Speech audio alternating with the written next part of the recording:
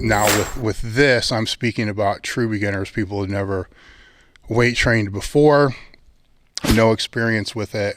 They just decide that they want to get bigger, get stronger, or if they're older, they have been inactive. They know that they need to become active.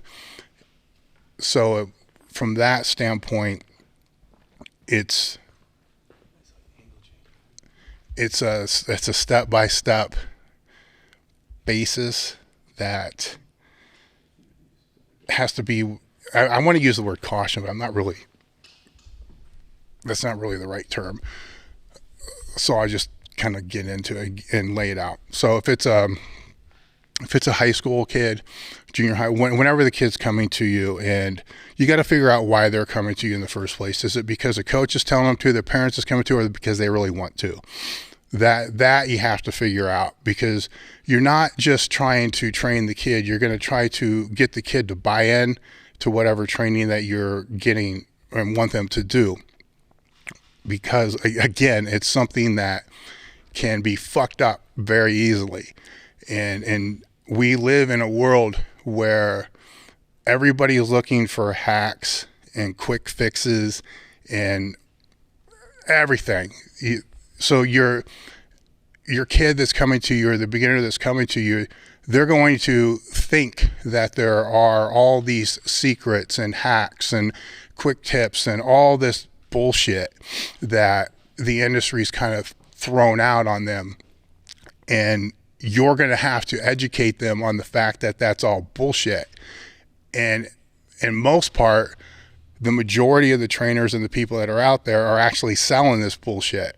So your back is kind of against the wall if you're the trainer or the coach, because you're going to look like the person that doesn't have the quick fix and the answers and all the other stuff. And you have to convince them that everybody else is full of shit, which is basically the entire industry and media and everything else. And you're right. So that's where that trust has to be developed.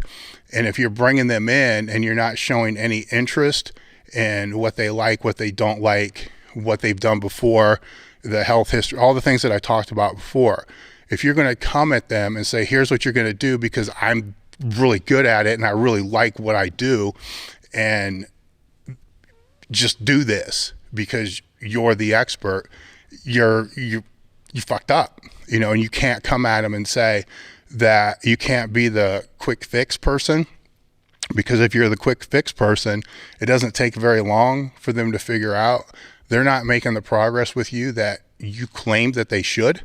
And then they're going to leave and just bounce around like everybody in the industry, almost, from person to person to person to person, because nobody can live up to the quick fix that they're actually trying to sell.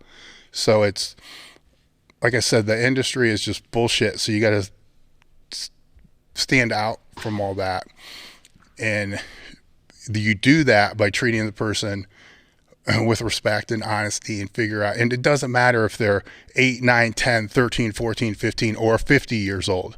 It's the same thing. You have to build that trust to be able to know that they're embarking on something that's, a journey that's, it's going to come fast, at the very beginning, which is, I'll get to that next. And then it's going to get a little bit harder, and there is going to be hard work. There is going to be consistency. There's going to be those things that kind of play out.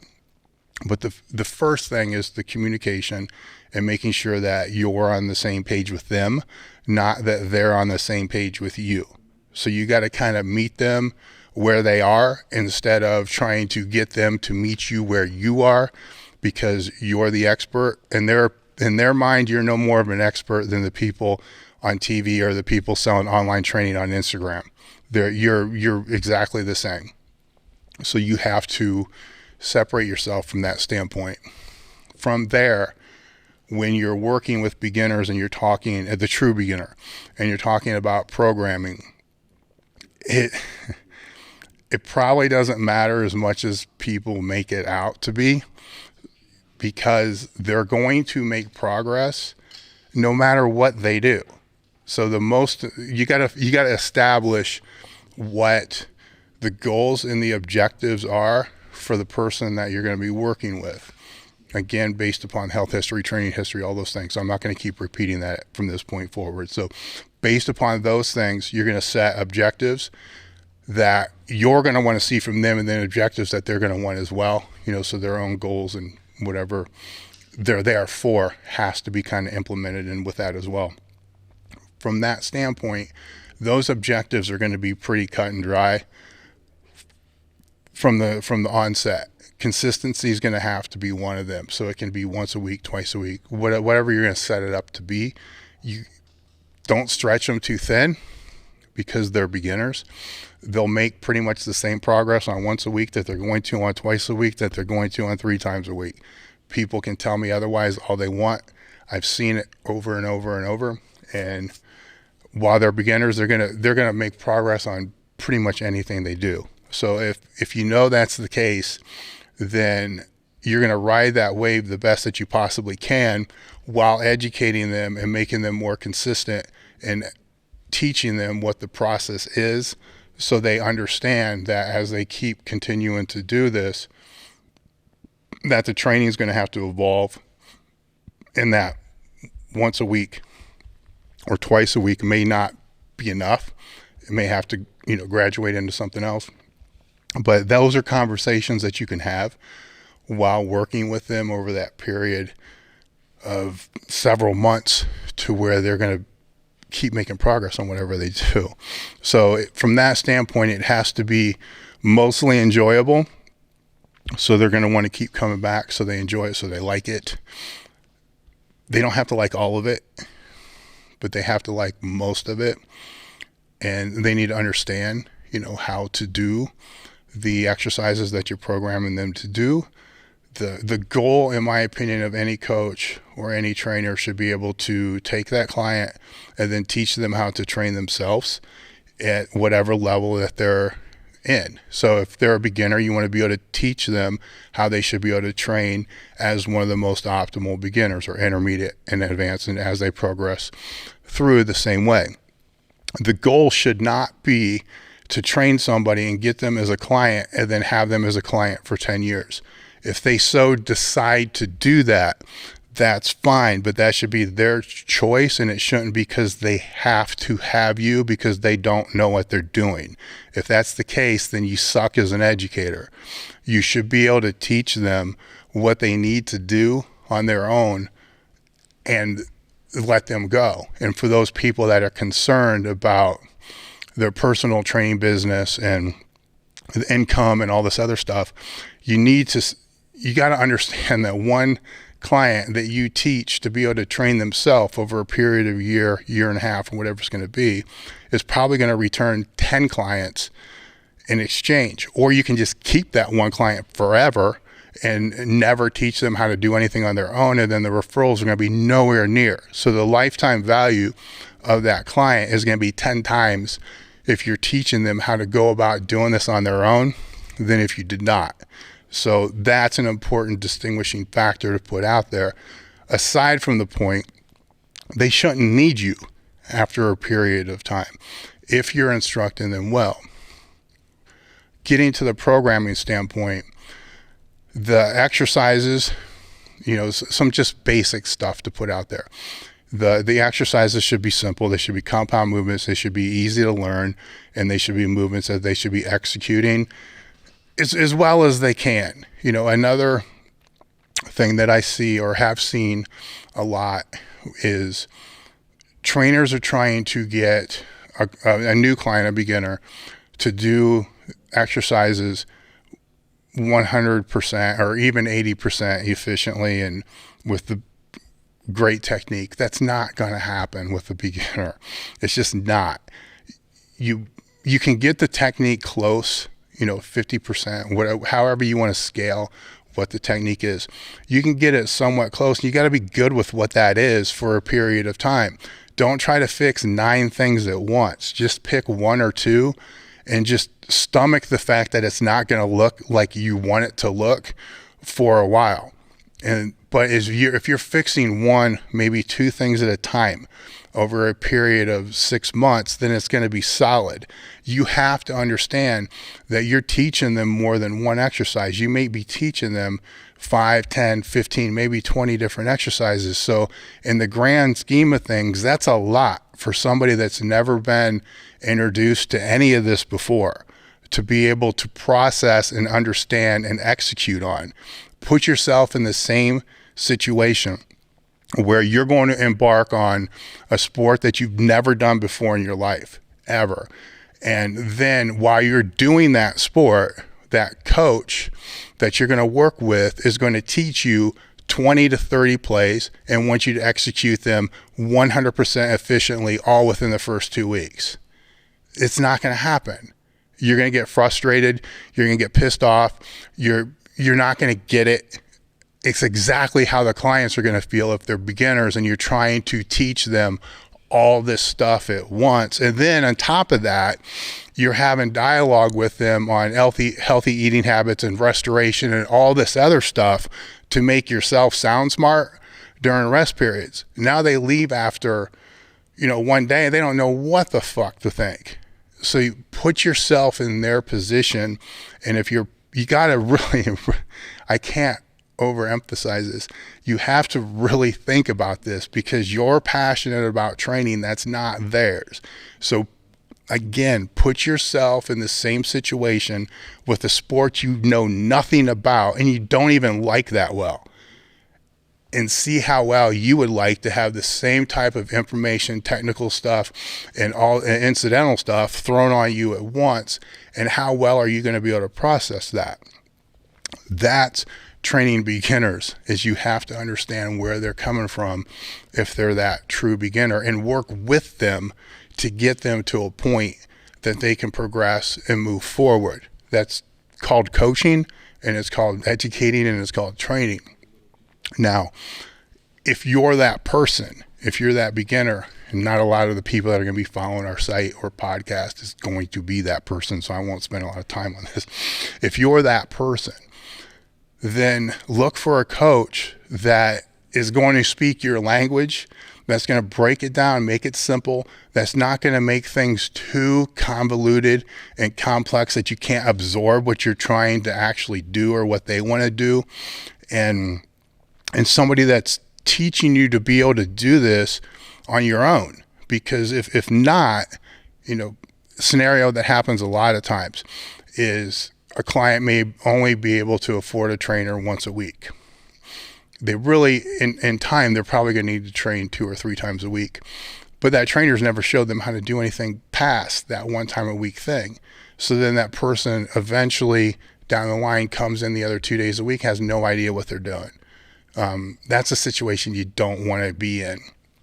And that's if you're the person that's looking to begin a program, you don't want to be that person.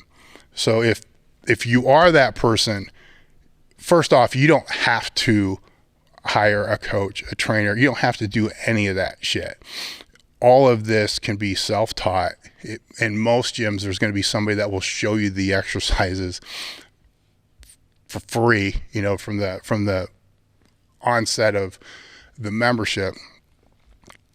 And it's not that complicated. It's when you go online and you search these things, elitefts.com's got a ton of stuff, and you search these things, simple is always best. If you're a complete beginner, it's doing whatever you're going to be consistent at. If it's decide how many days a week you want to commit to it, and then whatever you think that is, do half. So if you think you're going to go and you can do 4 times a week, do twice, because most people are going to overreach and over extend what they think the true abilities are going to be and what their motivation is going to be. It's better to start lower and build it up than to start too high and quit.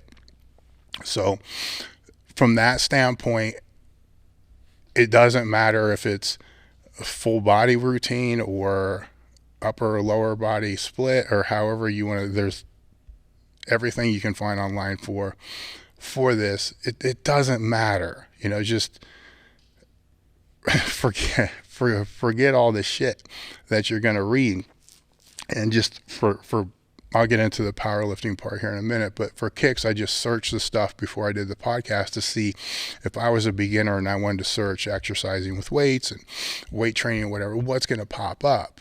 I'm reading, first articles to pop up or shit about mesocycles and macrocycles. I'm like, you fucking kidding me? This is what's going to pop up for somebody that's want to start lifting weights that knows nothing about it. So just find the simplest thing and avoid all the noise. If you're that person that wants to start working out, just avoid anytime you're reading or you're a part of anything in the exercise community. If it starts to seem like it's too much and it's just a lot of noise, just avoid it. Get the fuck away from it and just figure out you need to do 4 or 5 exercises, go to the gym, execute them, and be done. Make it as simple as you possibly can with the only goal of being consistency, and let the beginner gains, which everybody's going to have, just let them happen as they're going to happen. Regardless of what anybody tells you with the hacks and all the bullshit that's out there. There's no hack that's out there. There's no fucking steroid there's no supplement. There's nothing fucking out there from a hack standpoint that's going to work better than fucking beginner gains. Nothing. So whatever is going to progress is going to be made in the first 3 to 6 months. There's nothing that can be better than just showing up and doing it. And this is where the industry tries to capitalize on this shit and oh god damn, it fucking drives me crazy sometimes. But they try to capitalize on it and they get everybody on these fucking supplements and stupid programs to make them think that that's what was actually responsible for the beginner gains in the first place, and it wasn't. So of course they're going to be disappointed 6 months or a year later when they try the same shit again and it doesn't work as well. Then they fucking quit because they don't understand what the process was, because nobody wanted to fucking tell them because they're too busy trying to fucking monetize on what it is. And now I just got off on a rant. So anyhow, dial it back in. Okay. So if you're a coach or a trainer, break it down to the communication, get on their level, move forward. I'm going to move off that beginner and go to somebody that's been training for a while. They think that they're serious with it and they want to power lift or train like a power lifter, or bodybuild and train like a bodybuilder. So a little bit different definition of what the beginner is going to be from this standpoint. Those people are going to be a little bit different because they're going to like what they're doing, which is why they want to kind of take it up a level, because they've already been training recreationally, or however you want to define that, for a while, and they like it and they want to take that next step, next level, whatever it's going to be. Again, the same thing kind of applies here. When you search how to power lift or how to train for a powerlifting meet and all this other stuff, you're got all this bullshit of people trying to sell you crap, people trying to sell the, online coaching services and all this other kind of bullshit that you don't need. And you lose sight of how simple it really is to train like a powerlifter or train like a bodybuilder and embark on that journey, because everybody's making it complicated to confuse the person so they can sell them whatever goods or services that they have to sell them. Strip all that crap away, and what you find is the training's pretty simple for the beginner, again, that wants to embark on that. It doesn't matter what program you're going to jump on, you're going to make progress from that. The only difference is don't overestimate where your starting point is. So if you find a program that you want to do and it's percent based, don't go into that thinking, I want to squat 300 pounds or I want to squat 400 pounds. You need to go in it thinking my best squat is 300 pounds, but I probably want to set it up for this at 275. So I would break it down a little bit instead of overreaching on it to make it more manageable to go through the program because you probably haven't been through anything like that before. And from my experience, most people are going to overestimate where their max is. And if you overestimate, it's going to hurt the training program and the process of the training as it lays out. If you underestimate, it's not going to screw anything up. Actually, it will probably work better. So there's no harm in ever us underestimating. There's big harm, huge harm in overestimating. So you don't want to do that. From that standpoint as well, if you're going to do this, I'm a big proponent of the training environment and, training partners and stuff like that. So try to see if there's somebody that you can train with that can help you from that standpoint. If not, that's okay. You can still figure it out. And you can still figure it out. And don't, even if you decide that you want to hire a coach or somebody to help you, take accountability and responsibility. So you're doing almost all of the work, and that person that you're working with is just helping you along the way, so you can learn from any mistakes that are made, any successes that happen. You want to learn from those, because eventually, if you progress in the sport, say you end up being the genetic freak, and you're going to have to be accountable for being able to auto-regulate your home program.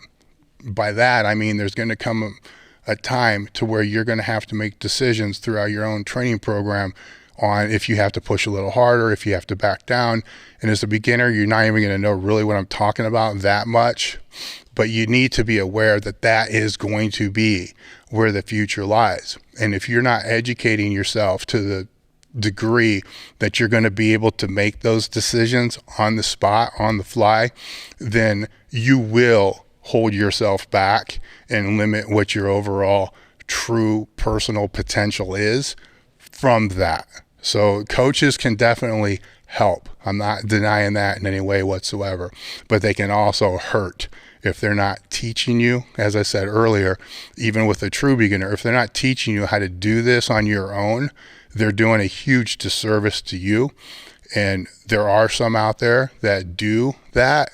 Most don't. So you need to understand what you're getting into and the relationship you're getting into, because you're the most important person in the relationship. If it's your training, the key word is yours. So you have to take the accountability for that. And I don't buy the excuse if somebody wants to look into powerlifting and bodybuilding, they want to take it to the next level. I'm not a person that buys into the excuse of, I just want to put it off on somebody else because I don't want to think about it. I got other shit to do. Well, you know what? Don't fucking compete then. It's as simple as that. In my opinion, it's as simple as that, because if you got other things to do, you just want to pawn it off on somebody else. Fine. Just rest assured that you're going to not be or ever live to the potential that you could because of that, because you don't care. You just said it. The validation is in the statement itself. So from that standpoint, you can definitely learn from those people, but that personal accountability is fucking huge. And where you're going to make the majority of the mistakes and the majority of the successes is going to be in the very beginning, the first year or two. That's where the most is learned. Don't delegate that to somebody else unless you're going to be an integral part of that process so you can learn from that, because that time, once it's gone, it's gone. And I'll just leave it at that. Do we have questions before I start ranting again? I came from the mud. There's dirt on my hands. Strong